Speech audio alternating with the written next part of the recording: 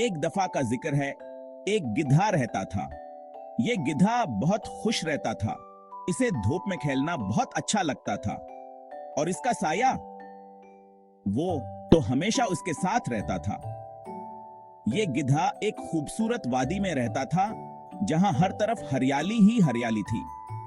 वादी में रंग बिरंगे फूल खिले रहते थे और परिंदे चहचहाते रहते थे। गिधे का नाम खुशी था और अस्का नमाज की शख्सियत के ईन मिताबी था। खुशी की वाह अपनी जिंदगी से बहुत मोहब्बत थी। वह हर सुबह सूरज निकलने से पहले उठता और अपनी वादी की सैर करता। खुशी को धूप में खेलना बहुत पसंद था।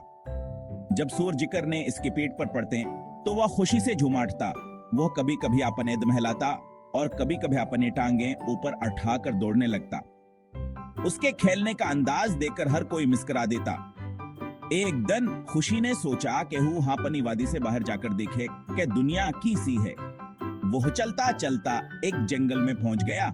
जंगल में दरख्तों की छांव थी और परिंदे गाते थे। खुशी ने वहां भी खेलने की कोशिश की, लेकिन आसे धूप की कमी महसूस हुई। वो जल्द ही समझ गया कि हस्की खुशीकार अजस की वादिया और धूप में छुपा है। खुशी वापस अपनी वादी में आ गया और दोबारा धूप में खेलने लगा। उसने सीखा कासकी खुशी अस्किया अपनी जगहावर अस्के अपने माहौल में है। वह रोज धूप में खेलता और अपने साय के साथ खुश रहता। खुशी की कहानी हमें यह सिखाती है कि हमें अपनी खुशी को पहचानना चाहिए और उसकी कदर करनी चाहिए। कभी कभी हम दौर दौर के चीजों में खुशी तलाश करते हैं, लेकिन असल खुशी हमारे अपने माहौल और अपनी जिंदगी में होती है। खुशी ने हमें यह सबक दिया कि हमें अपनी जिंदगी के छोटी छोटी खुशियों को महसूस करना चाहिए, वरान कल तोहफा उठाना चाहिए और अस्त्रा खुशी अपनी वादी में खुशी खुशी रहता रहा, धूप में खेलता रहा और अपने साय के साथ खुश रहता रहा। एक दिन गधा सिर पर निकला। धूप बहुत तेज थी। गधे का साया भी साथ साथ चल रहा था, लेकिन इस दिन साया गधे से बड़ा लग रहा था। गधे ने सोचा, अरे वाह, मेरा साया कितना बड़ा है, मैं तो इससे भी ज्यादा ताकतवर हूंगा। गधे को अपने आप पर बहुत गुरूर हुआ। उसने तो साया पर गुस्सा करना शुरू कर दिया। गधा एक खुले मैदान में खड़ा था जहां सूरज की रोशनी पूरी आबोताब से चमक रही थी। इसने अपने साये को देखा और हैरान रह गया। ये कैसे मुमकिन है? गधे ने सोचा, मेरा साया इतना बड़ा और लंबा कैसे हो सकता है? इसने अपने आप को बहुत ताकतवर महसूस किया और इसके दिल में गरूर भर गया। गधे ने अपने साये को गौर से देखा और कहा, अगर मेरा साया इतना बड़ा है तो मैं खुद कितना बड़ा और ताकतवर हूंगा। इसने अपने आप को एक अजीम और नाकाबिल शिकस्त मखलूक समझना शुरू कर दिया। गिधे ने अपने साय को एक चैलेंज के तौर पर देखा और इसके खिलाफ गुस्सा करना शुरू कर दिया। तुम मेरे मुकाबले में कुछ भी नहीं हो, गिधे ने अपने साय से कहा। मैं तुमसे ज्यादा ताकतवर हूं और तुम्हें शिकस्त दे सकता हूं। गधे ने अपने साय को मारने की कोशिश की, लेकिन हर बार जब वो अपने साय पर हमला करता, साया भयासी तरह हरकत करता। गधे ने अपने साय को शिकस्त देने के लिए मुख्तलिफ तरीके आजमाए। इसने अपने पैरों से जमीन पर जोर जोर से मारा, लेकिन साया भयासी तरह हरकत करता रहा। गधे ने अपने साय को धोखे देने की कोशिश की, लेकिन हर बार जब वह हरकत करता, साया भयासी तरह हरकत करता। गधे ने आखिरकार हार कर बैठ गया और सोचने लगा, यह कैसे मुमकिन है? मैं अपने साय को शिकस्त क्यों नहीं दे सकता? इसने अपने आप से सवाल किया, शायद मैं इतना ताकतवर नहीं हूं जितना मैंने सोचा था। गधे ने अपने साय को गौर से देखा और समझा कि साया सिर्फ एक एक्स है जो सूरज की रोशनी की वजह से बनता है। इसने अपने आप को तसल्ली दी और कहा, शायद मैं इतना बड़ा और ताकतवर नहीं हूं जितना मैंने सोचा था, लेकिन मैं अपनी हकीकत को कबूल कर सकता हूं। गिधे ने अपने साय के साथ सलाह कर ली और समझा कि गरूर और खुद फरीबी से कुछ हासिल नहीं होता। इसने अपने आप को बेहतर बनाने का अज़म किया और अपने सफर पर निकल पड़ा, ये जानते हुए कि हकीकी ताकत अपने आप को कबूल करने और अपनी कमजोरियों को समझने में है। गधा कराया, जाओ यहां से, मुझे तुम पसंद नहीं। लेकिन साया वहीं रहा। गिधा बहुत परेशान हुआ। वो समझ नहीं पा रहा था कि अब क्या करे।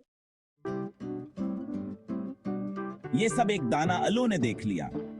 अल्लू ने गुधे से पूछा, क्या हुआ? गुधे ने अपनी परेशानी अल्लू को बताई। अल्लू मुस्कुराया और बोला, अरे ये तो तुम्हारा हिस्सा है। The wise old owl, perched high on a sturdy branch, had seen everything unfold from his vantage point. His keen eyes had observed the entire scene, and he couldn't help but feel a sense of curiosity.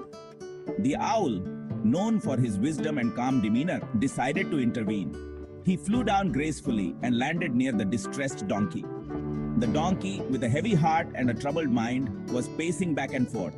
He had been carrying a heavy load all day, and the burden was starting to take its toll. The wise old owl, with his deep, knowing eyes, approached the donkey and asked gently, "Kya hua?" The donkey, recognizing the owl's wisdom, felt a glimmer of hope. He stopped pacing and looked at the owl, his eyes filled with worry and exhaustion. The donkey began to pour out his troubles to the owl. He spoke of the heavy load he had been carrying, the long and arduous journey, and the seemingly endless tasks that lay ahead. The donkey's voice trembled as he shared his fears and frustrations. He felt overwhelmed and unsure of how he would continue. The wise old owl listened patiently, nodding occasionally to show his understanding. When the donkey had finished speaking, the owl took a moment to gather his thoughts. He then smiled warmly and said, "Arey, ye to tumhara hi hassa hai." The donkey looked at the owl, puzzled by his words. The owl continued, "You see, every creature has its own role and responsibilities in life. Your strength and endurance are your greatest assets. The burdens you carry may seem heavy, but they are a testament to your resilience and determination. Embrace your role, for it is a part of who you are." The donkey listened intently, absorbing the owl's words. He began to see his situation in a new light. The heavy load he carried was not a punishment, but a reflection of his strength. The long journey was not a curse, but an opportunity to prove his endurance. The tasks ahead were not insurmountable obstacles, but challenges that he was capable of overcoming. The wise old owl's advice resonated deeply with the donkey.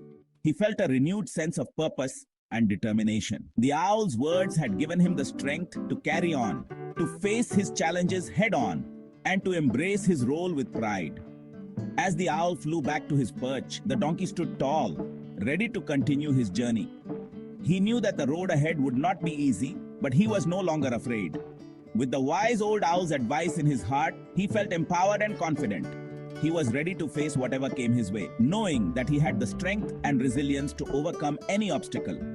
And so, the donkey continued on his path, carrying his load with pride and determination. The wise old owl watched from above, knowing that his advice had made a difference. He smiled to himself, content in the knowledge that he had helped a fellow creature find his way. गधे ने हैरान होकर पूछा, हस्सा? अल्लू ने कहा, हाँ, साया तुम्हारे बगैर नहीं रह सकता और तुम साया के बगैर नहीं रह सकते। गधे ने सोचा, ये तो सच है। गिधे ने साया को देखा। इसने महसूस किया कि साया तो इसका दोस्त है। साया इसे धूप में ठंडक देता है। गिधा अब खुश था। गिधा और इसका साया अब साथ खेलते थे। वो दोनों बहुत खुश थे। गिधे ने अपनी गलती मान ली थी। अब वो अपने साया से प्यार करता था। हमें भी अपने आप को कबूल करना चाहिए। हम सब में खूबियां और खामियां होती हैं। अपनी खामियां देखकर परेशान ना हों, बल्कि इन्हें दुरुस्त करने की कोशिश करें। गिधा अब बहुत खुश था। इसने एक अहम सबक सीख लिया था। वो अब दूसरों को भी यही नसीहत करता था, अपने आप को कबूल करो और खुश रहो।